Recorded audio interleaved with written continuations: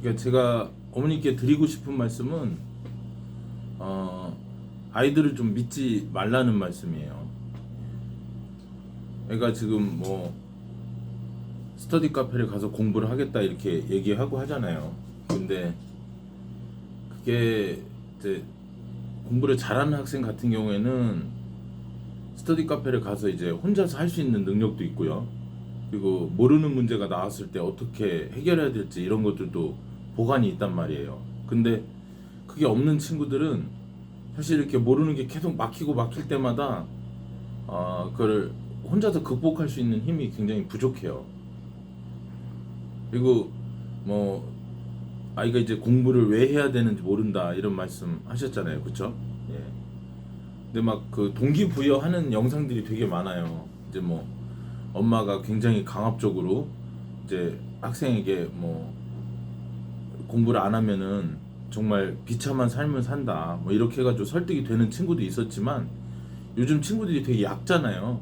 얕아요. 똑똑하단 말이에요. 그러니까 겉똑똑한 게 있어가지고 어 이렇게 듣고 보는 게 되게 많고, 사실 엄마들이 어떤 거에서 되게 논리적으로 떨어지냐면 뭐 공부 안 해도 잘 살 수 있단 말이에요. 유튜버를 하든지 뭐 봤잖아요. 막 뭐 배달 알바만 해도 뭐 엄마 500만 원 넘게 벌어. 뭐, 뭐 누가 공무원 하는데 뭐 200밖에 못 번대. 뭐 이런 얘기를 자기들이 이제 유튜브 통해서 듣는단 말이에요. 막 저 퇴사했어요. 막 이런 것들 막 브이로그 같은 거 있고 하잖아요. 여행 유튜버만 해도 뭐 엄청나게 번다. 뭐. 예. 그 친구도 뭐 고등학교 졸업하고 바로 이제 이쪽으로 뛰어들었다. 뭐 이런 얘기들 하니까. 근데 사실 저는 이제 뭐 한 두 친구가 갑자기 떠오르는데 그런 얘기를 들려주고 싶거든요. 이게 어떤 친구였냐면 그 아파트까지 얘기해도 돼요. 이제 너무 오래된 얘기니까. 삼창 아파트라고 되게 오래된 아파트가 있어요. 월계동에. 그 근처에서 학원을 할 텐데 아이가 왔어요. 엄마랑. 그래서 엄마가 얘가 공부를 너무 안 하는데 좀 선생님이 설득해서 공부 좀 하게 해달라 뭐 이런 얘기를 하더라고요. 그래서 제가 거기 앞에 이제 그 쓰레기통이 있는데 여기에서 제일 지저분한 걸 꺼집어내서 예 제가 이 아이한테 이제 들어보라고 하려고 마음을 먹은 거죠. 왜냐면 이 친구가 자기는 고등학교만 졸업하거나 중학교만 졸업해서 청소부 환경미화원이 되겠다는 거예요. 근데 그게 자기 나름대로 굉장히 많이 알아본 거예요. 중학교 1학년 아니면 2학년으로 제가 기억하는데, 그래서 월급도 되게 좋고 뭐 평생 직장이고, 근데 그게 오히려 학력이 높은 게 더 걸림돌이 된다는 거예요. 그래서 자기 나름대로 알아봤고 자기는 그게 천직에 맞다. 근데 하필이면 거기 딱 뒤집었는데 그 통 속에 납작 이렇게 눌러 있는 쥐가 있었던 거예요. 털까지 거의 막 말라 비틀어져 있는, 여름이었던 것 같은데. 근데 이제 뭐 파리들도 막 이렇게 날리고 하잖아요. 저도 당연히 지저분하지만 제가 막 그 꼬리를 이렇게 들었어요. 제가 쥐를 되게 무서워하거든요. 쥐 좋아하는 사람 없죠? 바퀴벌레나. 근데 차라리 바퀴벌레는 잡겠는데 쥐는 못 잡아요. 근데 제가 정말 이 친구 하나 살려보겠다고 제가 뭐 장갑도 안 끼고 맨손을 이렇게 딱 하면서 이거 잡아봐. 아무렇지도 않게. 야 이거 얼마든지 네가 이제 해야 될 일인데, 근데 그 친구가 이렇게 잡는 거예요. 그래서 제가 너는 네 말과 그 행동이 정말 일치하는 친구다. 어머니께 말씀드렸어요. 제가 이 친구는 뭐 제가 어떻게 설득할 수가 없습니다. 꿈도 확고하고요. 그리고 본인이 지금 말한 거하고 다르게 이렇게 뭐 행동하는 게 아니라 말한 그대로 지금 이렇게 하고 있지 않냐. 충분히 만족할 수 있는 친구다. 그랬는데 3년 4년 지나서 다시 저한테 찾아왔는데요. 그 학원이 거기에 계속 있었거든요. 왜 그때 선생님 저를 설득해서 공부를 안 시키고 했느냐면서 자기가 이제 공부하고 싶은 마음이 막 생겼다고 하는 거예요. 저도 그 어머니도 인정했고, 그러니까 자녀들의 그런 확고한 의지, 변하지 않을 거라고 하는 생각. 제가 그때가 이제 뭐 그래도 교육 경력은 한 10년 차 미만에 그 정도 됐었을 때인데, 이게 아이들이 다르구나. 아이들이 그 결정했다고 하는 그런 것들이 생각보다 다르구나. 이런 생각을 제가 했어요, 어머니. 그러니까 또 한 경우는 이제 짧게 얘기하자면 그냥 엄마 아빠가 자고 있는데 톡톡 깨워서 너 엄마랑 살래 아빠랑 살래, 아마 고등학교 2학년 때인가 그럴 거예요.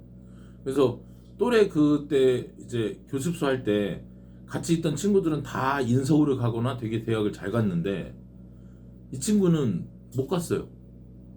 예. 그래서 혼자만 이제 지방에 어느 대학을 갔거든요. 근데 나중에 와가지고 1년 정도 지났을 때 이제 그 친구들하고 같이 같이 또래였던 그 동기들하고 같이 왔는데 다 인서울인데 자기만 이제 지방에 있으니까, 예, 저한테 막 선생님 그때 정말 두들겨 패서라도 저 공부 시키셨어야죠 막 이러는 거예요. 그 친구가 막 가출하고 막 그러려고 그랬어요. 그래서 제가 찜질방에서 자기의 막 돈도 주고 어머니한테 전화해가지고 어 안심하시라고, 애가 이게 이렇게 좀 충격을 받은 것 같다, 근데 이제 잘 설득해서 보내겠다 뭐 이런 식으로 하고 막 그랬던 기억이 나는데, 제가 그때 엄청, 그때는 뭐 학교 폭력 이런 거 구타 이런 게 조금은 용인이 되던 때라서 제가 막 엄청 때렸던 기억이 나요. 예. 그러면서 아니 정말 어이없이 자기가 다 인생을 다 산 것처럼, 우리 인생에서 뭐 엄마 아빠가 돌아가시는 일 저는 안 겪어봤으니까 모르지만 얼마나 충격적이겠어요, 그쵸? 힘들겠죠. 여자친구와 헤어지는 일도 힘들고, 예, 이렇게 엄마 아빠가 이혼한다는 일도 힘들고, 또 때로는 자기가 꿈꾼 게 이게 맞는 것 같고, 아이들 선택이 맞는 것처럼 보이잖아요. 근데 이 아이들이 고3이라는 시간을 거치면서, 우리 땐 직업반이라는 게 있었거든요. 거기를 가면 이제 인문계 학생인데도 뭐 취업에 관한 자격증을 공부하거나 뭐 하는 그런 친구들이 있어서, 이런 친구들까지도 다시 공부하겠다고 돌아오는 그런 시기가 있단 말이에요. 연어처럼. 그러니까 저는 그때 생각한 게 그거예요. 뭐냐면 아이들의 판단이나 아이들의 결정이나 이런 것들을 100% 신뢰하지 말자. 아직은 미성숙 단계구나.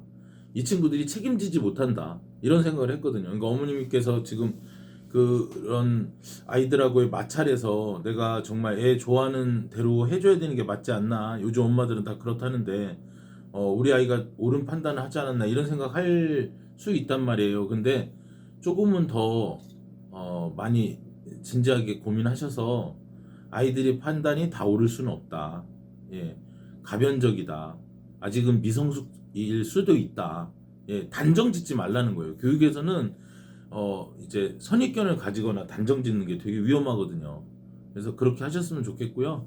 저도 하여튼 뭐 같이 고민을 해보는데, 예, 일단은 왜 공부를 해야 되는지, 공부를 너무 절박하게 하고 싶고, 예, 공부가 정말 내 인생에 꼭 필요하다라는 생각을 가질 수 있게 저도 연구를 해볼게요. 근데 어머니도 같이 연구를 해보시고, 예, 그렇게 해서 아니 나는 공부를 안 해도 뭐 아버지 어머니 물려주신 재산만 가지고도 충분히 먹고 살 수 있는데, 옛날에 목동의 K고등학교 학생이 그랬던 기억이 납니다. 근데 제가 그 친구한테 뭐 그 친구 결국엔 출석 일수를 다 채우지 못해서 졸업을 못했던 걸로 기억이 되는데요.